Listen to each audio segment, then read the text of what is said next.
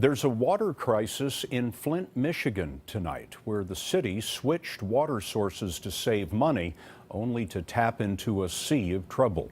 The governor is asking President Obama to declare Flint a disaster area, but residents say the governor is the disaster. Adriana Diaz is there.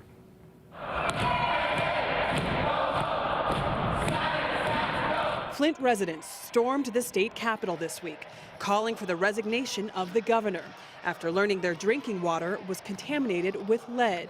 Right now, what we're looking for is for accountability. The problems began after the city switched its water supply to the Flint River in the spring of 2014.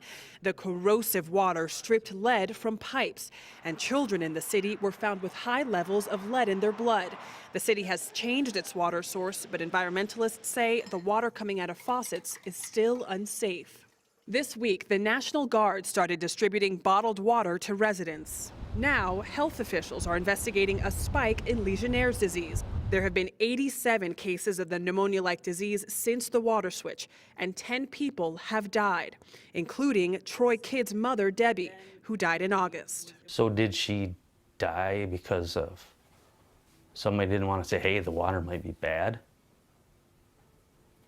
That's my questions. Earlier this year, this is what was coming out of their tap. Dr. Mark Edwards of Virginia Tech has been studying Flint's water. If indeed it is true that this can be linked to the water system, and there's a pretty strong likelihood that it is and that it will be, yes, unfortunately people will have died from this decision.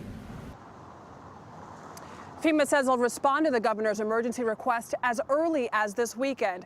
Scott, the move would unlock federal funds to repair Flint's water system and help residents. Adriana Diaz in Flint for us tonight. Adriana, thanks.